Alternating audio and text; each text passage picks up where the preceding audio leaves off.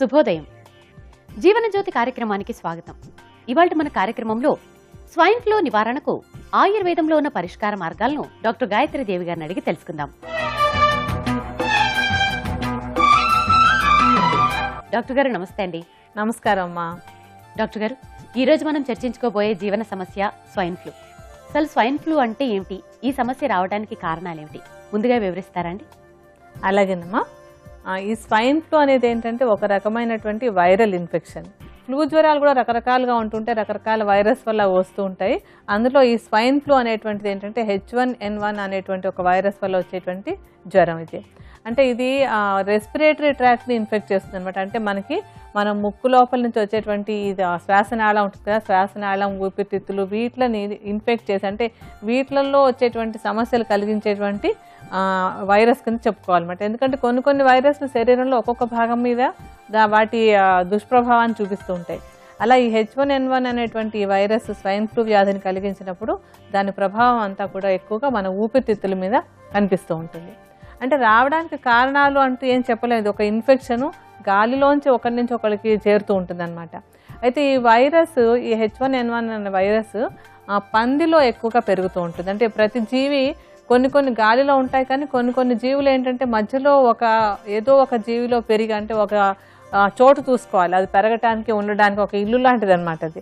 ఇప్పుడు కొన్ని మలేరియా అవన్నీ వచ్చేటప్పుడు వచ్చేటువంటి ఆ ప్లాస్మోడియం దోమలో పెరిగినట్టుగా ఇందులో వచ్చేటువంటి, అంటే మనకి H1N1 అనే వైరస్ పందిలో ఎక్కువగా పెరిగి దాని సంతానాన్ని పెంచి అది మళ్ళీ గాలిలోకి వచ్చి గాలి ద్వారా మనకి మనలో ప్రవేశించినప్పుడు అది మనకి జబ్బును కలిగిస్తూ ఉంటుంది.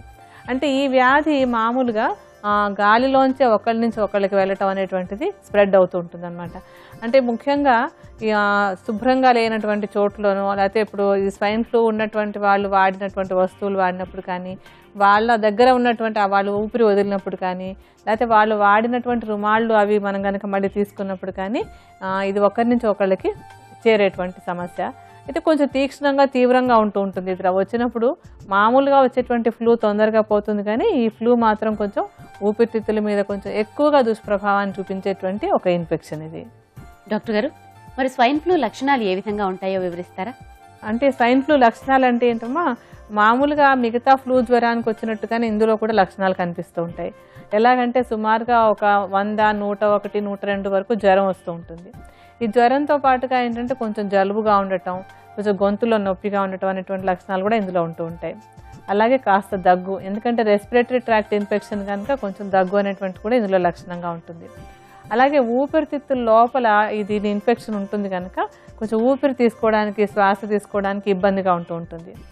అలాగే ఇదేంటంటే ఇది కొంతమందిలో ఈ లెవెల్లో ఆగుతూ ఉంటుంది, కానీ కొంతమందిలో కొంచెం తీవ్రం అయిపోయి ఈ ఇన్ఫెక్షన్ వల్ల న్యూమోనియా వచ్చేందుకు కూడా అవకాశం ఎక్కువగా ఉంటుంది. ఈ న్యూమోనియా వచ్చేసేటప్పటికి దీనికి కొంచెం తీక్షణంగా, తీవ్రంగా ఉండేటువంటి లక్షణాలన్నీ కనిపించి ఒక్కొక్కసారి ఏంటంటే అది బ్యాడ్గా కొంచెం ప్రాణాంతకంగా తయారవడానికి కూడా అవకాశం ఉండే స్థితికి వెళ్తుంది అనమాట, ఆ న్యూమోనియా సివియర్గా ఉండటం వల్ల. అయితే మామూలుగా కొంచెం లైట్గా ఇన్ఫెక్షన్ వచ్చినప్పుడు టెంపరేచర్ ఉండడం, అంటే జ్వరం రావటము, జలుబు, దగ్గు, తర్వాత గొంతులో అంత అనీజీగా ఉండడం, ఊపిరి తీసుకోవడానికి కాస్త కష్టపడటం అనేటువంటి లక్షణాలు ఉంటాయి. ఈ న్యూమోనియా అది వచ్చినప్పుడు బాగా తీవ్రం అయిపోయి ఇంకా అసలు శ్వాస తీసుకోవడమే ఇబ్బందిగా తయారవుతూ ఉంటుంది ఇంట్లో. డాక్టర్ గారు, మరి ఈ స్వైన్ ఫ్లూ వ్యాధి రాకుండా ఉండటానికి, అలాగే వచ్చిన వాళ్ళు ఎటువంటి జాగ్రత్తలు తీసుకోవాలో వివరిస్తారండి? ఇది చెప్పాను కదా, ఒకళ్ళ నుంచి ఒకళ్ళకి అంటుకునేటువంటిది. అలాగే ఎపిడమిక్ అంటాం. ఇలాంటి సమస్యలన్నీ కూడా ఏంటంటే ఒక టైంలో ఒక ఏరియాలో ఉండే వాళ్ళందరికీ ఎఫెక్ట్ అవుతూ ఉంటాయి. అందువల్ల ఏంటంటే కొన్ని జాగ్రత్తలు తీసుకోవడం ద్వారా కొంచెం రాకుండా చూసుకోవచ్చు. దానికి ఏంటంటే ముఖ్యంగా చేతులు శుభ్రంగా ఉంచుకోవడం అనేటువంటి చాలా ముఖ్యమైనటువంటి అంశం. మనం ఆహారం తీసుకునేటప్పుడు కానీ, ఏదైనా చేస్తున్నప్పుడు కానీ ముందు చేతులను శుభ్రంగా కడిగేసుకుని బాగా తుడుచుకొని ఆ తర్వాత ఆహారం తీసుకుంటూ ఉండాలి. అలాగే బయటకు వెళ్ళి ఇంటికి వచ్చిన తర్వాత, ఇంటికి వచ్చిన వెంటనే కాళ్ళు చేతులు కడుక్కోవడం అనేటువంటి ఒక అలవాటు మనకి ఇంతకుముందు ఉంటూ ఉండేది. ఇప్పుడు ఆ అలవాటంతా తగ్గించేసుకుని బయట తిరిగి వచ్చిన చెప్పులతోటో లేకపోతే బూట్లతోటో ఇంట్లో తిరగటం ఒక ఫ్యాషన్ అనుకుంటున్నారు. కానీ ఏంటంటే ఈ అలవాటు వెనకాలంటే ఇంటికి రాగానే కాళ్ళు కడుక్కోవడం, చేతులు కడుక్కోవడం అనేటువంటి అలవాటు వెనకాల ఎంతో ఆరోగ్యం అనేటువంటిది ఉంది. మనం రోడ్డు మీద నడిచినప్పుడు ఒక్కసారి కనుక మనం ఆలోచించుకున్నట్టయితే ఎక్కడో నడుస్తుంటాం రోడ్ల మీద, అందులో మనకి రోడ్ల మీద చూస్తే ఎక్కడ పడితే అక్కడ ఉమ్ములేయడం అనేటువంటి ఒక లక్షణం చాలా ఒక చెడ్డ అలవాటు మన వాళ్ళందరికీ ఉంటుంది. ఎందుకంటే అది బయటకు వెళ్ళేసరికి అదేమిటో ఒక వాష్ బేసిన్ అనుకుంటారో ఏమనుకుంటారో, ఎక్కడ పడితే అక్కడ వేసుకుంటారు. మనం నడిచినప్పుడు ఆ చెప్పులు అలాంటి వాటి మీద కూడా కాళ్ళు వేస్తాం. అలాంటి చోట్లంతా నడిచొచ్చి మళ్ళీ అవన్నీ మనం ఇంట్లోకి తెచ్చుకుంటున్నాం అంటే ఏంటంటే మనతో పాటు ఆ ఇన్ఫెక్షన్లకు సంబంధించినటువంటి బ్యాక్టీరియా కానివ్వండి, వైరస్ అవనివ్వండి, ఏమైనా మనం లోపల తెచ్చి పెట్టుకుంటున్నాం అనమాట. మనంతటా మనం ఒక అనారోగ్యాన్ని ఇంట్లోకి తెచ్చిపెట్టుకోవడం ఎంత చెడ్డ అలవాటు మనం ఒక్కసారి ఆలోచిస్తే ఈ లక్షణాన్ని తగ్గించుకుంటాం. అందుకని బయట నుంచి ఇంటికి వచ్చినప్పుడు అదే కాదు, బయట కూడా మన చేతులు కూడా ఎక్కడెక్కడో పెడుతూ ఉంటాం. ఎక్కడ మనం మన సొంత వెహికల్ అయినా, బయట బస్సులైనా, లేకపోతే ట్రైన్లైనా వాటిలో ఏదో పట్టుకుంటాం, లేకపోతే రోడ్ల మీద ఏదైనా ముట్టుకుంటూ ఉంటాం. అలాంటి చోట్ల కూడా అంతకుముందు అనారోగ్యంగా ఉన్న వాళ్ళు ఎవరో చేతులు పెట్టి ఉండొచ్చు. అందుకని ఇంటికి రాగానే ఒకసారి కాళ్ళు చేతులు శుభ్రంగా కడుక్కోవడం అనేటువంటి అలవాటు ఇటువంటి వైరస్ ఇన్ఫెక్షన్ లోపలికి రాకుండా ఉండడానికి బాగా తోడ్పడుతుంది. అంటే ఇంటికి రాగానే కడుక్కోవడం, అలాగే భోజనానికి ముందు కూడా చేతులు కడుక్కోవడం అనేటువంటి అలవాటు తప్పనిసరిగా చేసుకోవాలి. అలాగే ఈ స్వైన్ ఫ్లూ కొంచెం ఈ జబ్బు కొంచెం బయట ఎపిడమిక్గా ఉన్న టైంలో ఏం చేయాలంటే బయటకు వెళ్ళేటప్పుడు కొంచెం మాస్క్ లాంటిది వేసుకోవడం అనేటువంటి కూడా కొంతవరకు సహాయపడుతూ ఉంటుంది. అంటే బయట ఉన్న ఇన్ఫెక్షన్ మన ముక్కులోకి రాకుండా ఉండడానికి కొంతవరకు తోడ్పడుతూ ఉంటుంది. ఇదే కాకుండా ఏంటంటే తీసుకునేటువంటి ఆహారంలో కొన్ని పదార్థాలు కనుక మనం చేర్చుకోగలిగినట్టయితే మన శరీరంలోకి ఈ వైరస్ వచ్చినప్పటికీ కూడా అది ప్రభావం చూపించకుండా ఉండడానికి సహాయపడతాయి అన్నమాట. అంటే వైరస్ని మన శరీరంలో పెరగకుండా చేసేటువంటి కొన్ని ఆహార పదార్థాలు ఉంటాయి. అవేమేంటంటే అల్లం, ఆహారంలో ముఖ్యంగా ఈ స్వైన్ ఫ్లూ సమస్య ఉన్నప్పుడు కానీ లేకపోతే ఆ సీజన్లో కానీ కొంచెం అల్లాన్ని పదే ఆహారంలో తీసుకుంటున్నట్టయితే అది మన లోపల బ్యాక్టీరియా పెరగకుండా ఉండడానికి బాగా తోడ్పడుతూ ఉంటుంది. అలాగే జీలకర్ర, వెల్లుల్లి, తర్వాత మనకి పుదీనా, తులసి ఆకులు, వాము, ఇవన్నీ కూడా ఏంటంటే మనకి బయట నుంచి వచ్చేటువంటి వైరస్ ఇన్ఫెక్షన్లు శరీరంలోకి ప్రవేశించినా అవి బతకడానికి అనుకూలంగా లేకుండా చేస్తాయి అన్నమాట. అంటే మనల్ని రక్షించడానికి అవి బాగా సహాయపడతాయి. అందుకని ఈ పదార్థాలని ముఖ్యంగా ఇలాంటి ఇన్ఫెక్షన్లు అవి ఊళ్ళో ఉన్నప్పుడు తప్పనిసరిగా ఎక్కువగా తీసుకుంటూ ఉండాలి. అలాగే ఇంకా ఏంటంటే ఇప్పుడు బయట ఎక్కడైనా గుంపులుగా జనం ఉండే చోట్లు ఉంటూ ఉంటాయి. అంటే గుంపులుగా అంటే ఏమైనా ఎగ్జిబిషన్లు అవనివ్వండి, లేకపోతే ఏదో ఒక మీటింగ్లు అవుతూ ఉంటాయి. లేకపోతే మనకి మార్కెట్లలో కూడా ఈరోజు జనం బాగా పెరిగిపోవటం వల్ల ఎక్కడ బజార్కి వెళ్ళినా సరే జనం చాలా క్రౌడెడ్గా కనపడుతూ ఉంటుంది. అలా ఎక్కువగా జనంగా ఉండేటువంటి చోటుకి ఈ ఇన్ఫెక్షన్లు ఉన్న సమయంలో వెళ్లకుండా ఉండడం అనేటువంటిది కూడా వీలైనంత వరకు ప్రయత్నించాలి. ఆ గుంపులుగా ఉండేటువంటి చోట్లలో ఎవరికైనా ఇన్ఫెక్షన్ ఉండి ఉండవచ్చు. కాకపోయినా కూడా ఏంటంటే గుంపులుగా ఉండే చోట ఈ ఇన్ఫెక్షన్లు తొందరగా ఒకళ్ళకి నుంచి ఒకళ్ళకి అంటుకుంటూ ఉంటాయి. అందుకని జనసమర్థం ఎక్కువగా ఉన్నటువంటి చోట్లలో ఎక్కువగా తిరగకుండా ఉండడం ద్వారా కూడా ఈ జ్వరం రాకుండా రక్షించుకోవచ్చు. ఒకవేళ ఆల్రెడీ జ్వరం వచ్చినట్టయితే కనుక దానికి ఏంటంటే ఆ టైంలో వెంటనే ట్రీట్మెంట్ తీసుకోవడం ద్వారా తొందరగా ఈ ఇన్ఫెక్షన్ తగ్గించుకునేందుకు అవకాశం ఉంటుంది. అలాగంటే డాక్టర్ని కన్సల్ట్ చేసి ఔషధం తీసుకోవడం కానీ లేకపోతే ఇప్పుడు మనం చెప్పేటువంటి ఔషధం తీసుకోవడం కానీ జ్వరం వచ్చిన వెంటనే మొదలు పెట్టాలన్నమాట. అంటే ఇది డయాగ్నోసిస్ అయ్యేంత వరకు ఆగక్కర్లేకుండా ముందుగానే ఔషధం తీసుకోవడం వల్ల కూడా మనం ఇన్ఫెక్షన్ ఎక్కువ పెరిగిపోకుండా ఉండడానికి ఈ ముందు జాగ్రత్త కూడా బాగా తోడ్పడుతుంది. అంటే ఈ ఔషధం తీసుకుంటూ దాంతో పాటుగా కొంచెం అంటే తేలికగా అరిగేటువంటి ఆహారం అంటే జావ లాంటిది, ఆ జావలో కొంచెం ఆయుర్వేద ఔషధాల మూలికల్ని వాటిని మనం అప్పుడప్పుడు కూడా చెప్పుకుంటూ ఉంటాం. అలాంటి మూలికల చూర్ణాలని జావలో కలుపుకొని తీసుకుంటున్నట్టయితే కనుక అటు పక్క నుంచి శక్తి బాగా వస్తుంది, ఇటు ఈ జ్వరం తొందరగా తగ్గడానికి కూడా అది బాగా సహాయపడుతుంది. అంటే ఇటువంటి అంశాలన్నీ కూడా జ్వరం వచ్చిన టైంలో చేసుకోవడమే కాకుండా అన్నిటికంటే ముందుగా కూడా కొంచెం రోగనిరోధక శక్తిని పెంచుకుంటూ ఉన్నట్టయితే కనుక ఈ ఇన్ఫెక్షన్ తొందరగా మనకి రాకుండా ఉండడానికి అది అవకాశం ఉంటుంది. ముఖ్యంగా ఏంటంటే ఈ ఇన్ఫెక్షన్ చంటి పిల్లలకి, తర్వాత గర్భిణీ స్త్రీలకి, 50 సంవత్సరాలు పైబడిన వాళ్ళకి, అలాగే ఏదో ఇతర అనారోగ్యాలతో బాధపడుతున్న వాళ్ళకి వచ్చేందుకు అవకాశం బాగా ఎక్కువగా ఉంటుంది. అందుకని ఇలాంటి స్వైన్ ఫ్లూ సమస్య ఉన్నప్పుడు అంటే ఇప్పుడు మనం చెప్పుకున్నటువంటి వాళ్ళందరూ కూడా ముందు జాగ్రత్తగానే మనం ఇప్పుడు చెప్పుకున్నటువంటి ఔషధాన్ని వాడుకోవచ్చు.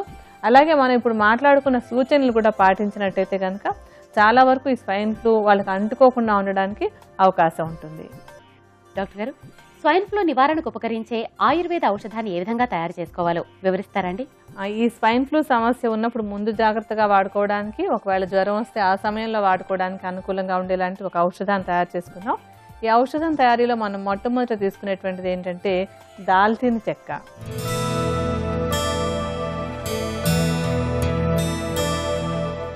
ఈ దాల్చిన చెక్కకి ఏంటంటే ఒక కటు రసం అంటే కొంచెం కారపు గుణం, తర్వాత తీక్ష్ణ గుణం రెండు కూడా ఉంటాయి. ఈ కారపు రసము తీక్ష్ణ గుణం రెండు కూడా కఫదోషం పెరగకుండా ఉండేలాగా, అలాగే వైరల్ ఇన్ఫెక్షన్లు మన శరీరంలో నిలవకుండా ఉండేలాగా చేయడానికి బాగా ఉపయోగపడతాయి. దాల్చిన చెక్క చూర్ణాన్ని ఏంటంటే ఇప్పుడు మనం తయారు చేసుకున్నటువంటి ఔషధానికి మనం కొలతలు వేసుకుని ఇంత చూర్ణాలన్నీ కలిపి పెట్టుకోవడం కాదు, ఎప్పటికప్పుడు తయారు చేసుకోవచ్చు. దీనికి విడివిడిగా అంటే మనకు అన్ని ఇంట్లో ఉండేవే ఉంటాయి కనుక వాటి మిశ్రమం తయారు చేయడం కాకుండా నేరుగా మన ఔషధం తయారు చేయడమే చూస్తున్నాం ఇప్పుడు. దీనికోసం ఏం చేస్తారంటే ముందు ఒక 100 ml నీటిని రెడీగా పెట్టుకొని ఆ నీటిలో ఇప్పుడు ఈ దాల్చిన చెక్క చూర్ణాన్ని ఒక పావు చెంచాడు పరిమాణంలో వేసుకోవాలి.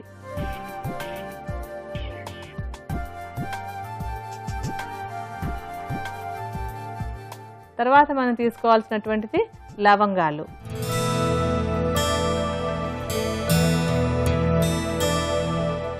ఈ లవంగాలకు కూడా వైరస్ని నశింపజేసేటువంటి గుణం చాలా బాగా ఉంటుంది.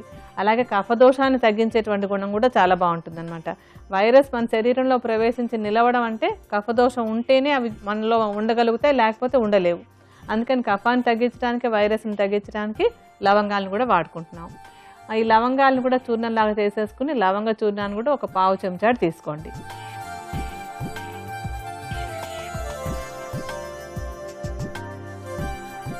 తర్వాత తీసుకోవాల్సినటువంటిది పుదీనా.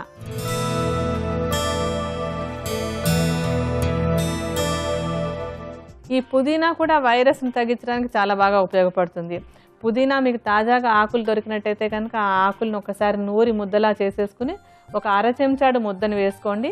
లేదంటే కనుక పుదీనా చూర్ణమే దొరికినట్టయితే పుదీనా చూర్ణాన్ని కూడా ఒక అర చెంచాడు పరిమాణంలో ఇందాకటి మిశ్రమంతో కలుపుకోండి.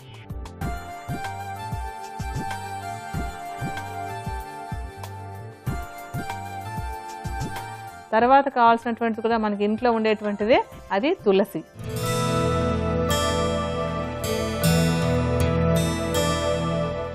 ఈ తులసి కూడా వైరస్ని నశింపచేయడానికి, జ్వరాలు తగ్గడానికి దానికి బాగా ఉపయోగపడుతుంది.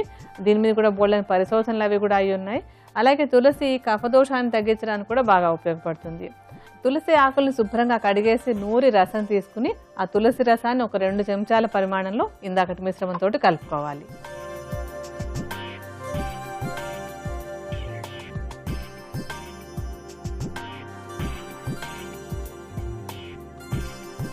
తర్వాత మనం తీసుకోబోయేటువంటిది పసుపు.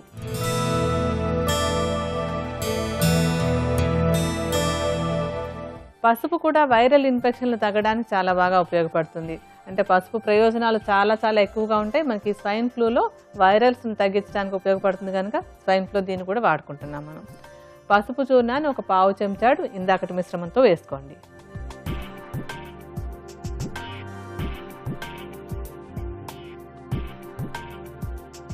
ఆ తర్వాత మనం తీసుకోబోయేటువంటిది యాలక్కాయలు.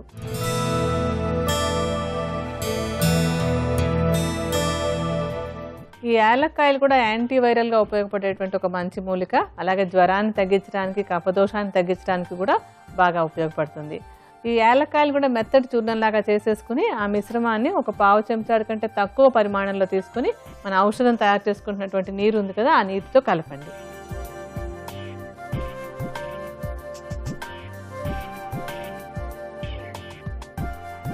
తర్వాత మనం ఇందులో అల్లాన్ని కూడా కలుపుకోవాలి.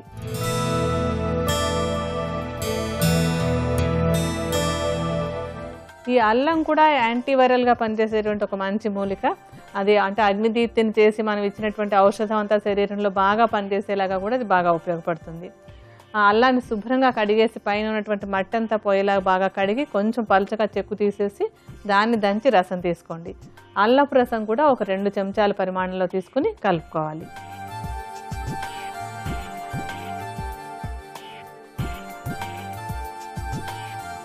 ఇంకా ఇందులో మనం ఆఖరుగా వేసేటువంటిది సైంధవ లవణం.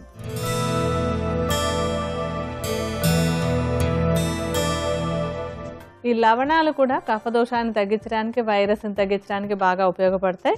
అందుకని అంటే మిగతావన్నీ కూడా మనం రకరకాల మూలికలు తీసుకున్నాం, అందులో ఒక లవణంగా సైంధవ లవణాన్ని వాడుకుంటున్నాం. ఈ సైంధవ లవణం చూర్ణాన్ని ఒక పావు చెంచాడు పరిమాణంలో ఇందాకటి మిశ్రమంతో కలుపుకుంటే మనకి ఔషధానికి కావాల్సినటువన్నీ రెడీగా ఉంటాయి.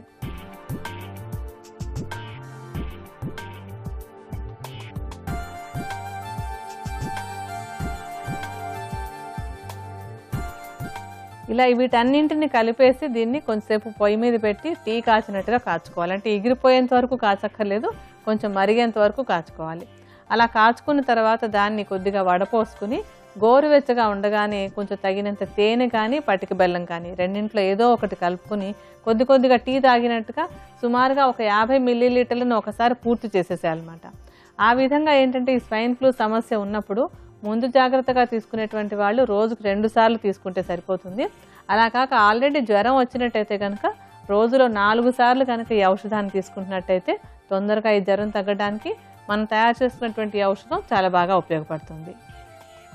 స్వైన్ ఫ్లూ నివారణకు ఉపకరించే ఆయుర్వేద ఔషధం తయారీ విధానం మరొక్కసారి చూద్దాం. 100 మిల్లీలీటర్ల నీటిలో పావు చెంచాడు దాల్చిన చెక్క చూర్ణం, పావు చెంచాడు లవంగాల చూర్ణం, అర చెంచాడు పుదీనా చూర్ణం, 2 చెంచాల తులసి రసం, పావు చెంచాడు పసుపు చూర్ణం, పావు చెంచాడు కంటే తక్కువ పరిమాణంలో యాలకుల చూర్ణం, 2 చెంచాల అల్లం రసం, పావు చెంచాడు సైంధవ లవణం కలుపుకొని సన్నని మంటపై మరిగించి వడపోసుకోవాలి. దీనికి తేనె లేదా పటిక బెల్లం కలుపుకొని రోజుకు 4 సార్లు తీసుకోవాలి. స్వైన్ ఫ్లూ నివారణకు ఉపకరించే ఆయుర్వేద ఔషధం తయారీ విధానం, దానిని ఉపయోగించే విధానం కూడా తెలుసుకున్నాం కదా. మరిప్పుడు చుండ్రు నివారణకు చక్కటి గృహౌషధాన్ని తెలుసుకుందాం.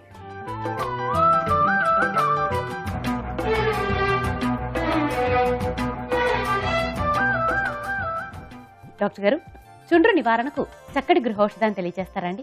ఈ చుండ్రు సమస్య తగ్గించుకోవడానికి కొబ్బరి నూనె, నిమ్మరసం 2 బాగా ఉపయోగపడతాయి. దీనికి ఏం చేయాలంటే తలకి సరిపోయినంత కొబ్బరి నూనెను తీసుకుని అందులో సగం నిమ్మరసాన్ని కలుపుకోవాలి. ఈ మిశ్రమాన్ని బాగా గిలకొట్టినట్టుగా కలిపేసేసి దాన్ని తల మొత్తం అంతా అంటే మాడు మొత్తం అంతా మసాజ్ చేసుకుంటూ రాసుకోవాలి. ఆ విధంగా రాసుకుని తలంతా మసాజ్ చేసుకున్నాక 1 గంట సేపు ఉంచుకుని తలస్నానం చేయాలి. ఈ విధంగా వారంలో 3 సార్లు కనుక చేస్తూ ఉన్నట్టయితే ఈ తలలో ఉండేటువంటి చుండ్రు సమస్య తగ్గడానికి కొబ్బరి నూనె, నిమ్మరసం చాలా బాగా ఉపయోగపడతాయి. స్వైన్ ఫ్లూ నివారణకు యోగాలో ఉన్న పరిష్కార మార్గాలను యోగ తిలకం బిరుదాంకితులు శ్రీ దండు సత్యనారాయణ రాజు గారు చేసి చూపిస్తారు. మనము చూద్దాం.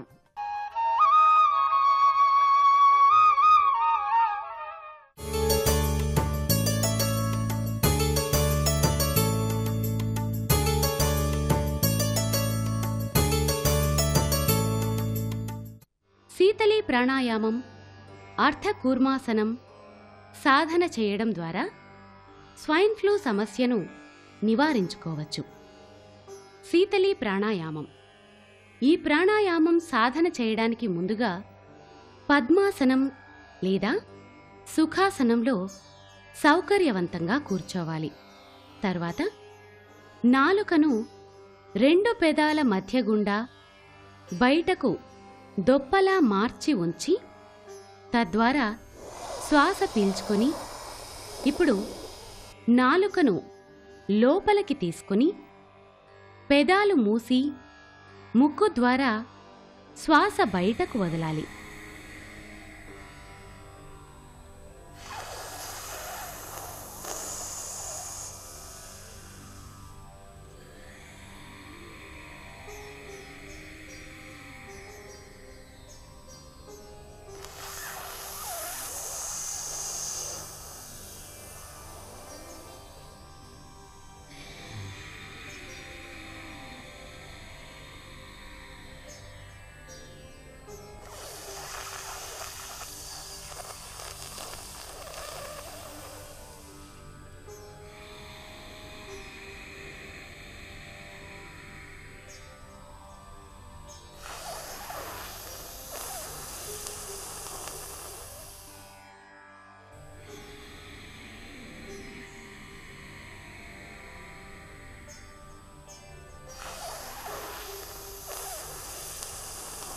ఇలా ఈ ప్రాణాయామం రోజు 5 నుండి 8 నిమిషాల పాటు సాధన చేయవచ్చు.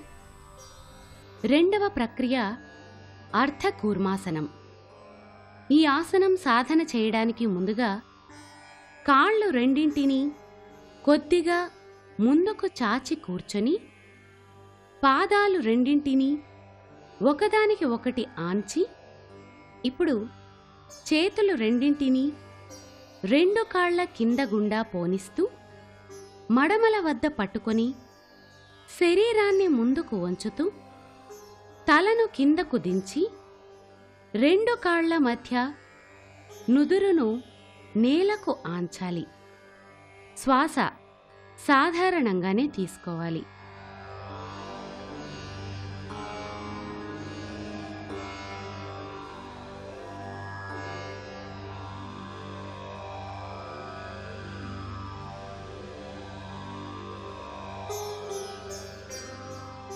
ఇలా ఈ ఆసనం రోజు 6 నుండి 10 సార్లు సాధన చేయవచ్చు. ఇలా ఈ భంగిమలో ఉండగలిగినంత సమయం ఉండి తిరిగి యథాస్థానానికి రావాలి. ఈ విధంగా శీతళీ ప్రాణాయామం, అర్ధకూర్మాసనం సాధన చేయడం ద్వారా శరీరంలోని సప్త చక్రాలు ఉత్తేజితమై రోగ నిరోధక శక్తి పెరిగి స్వైన్ ఫ్లూ నివారించబడుతుంది. ఈ ప్రక్రియల తర్వాత ప్రాణాయామం, ధ్యానం చేసి మత్స్యాసనం వేయడం ద్వారా శరీరంలోని అన్ని అవయవాలకు విశ్రాంతి లభిస్తుంది. స్వైన్ ఫ్లూ నివారణకు ఉపకరించే యోగా ప్రక్రియలేమిటో తెలుసుకున్నాం కదా. మరిప్పుడు సయాటికా సమస్య అదుపులో ఉండేందుకు చక్కటి చిట్కా అడిగి తెలుసుకుందాం.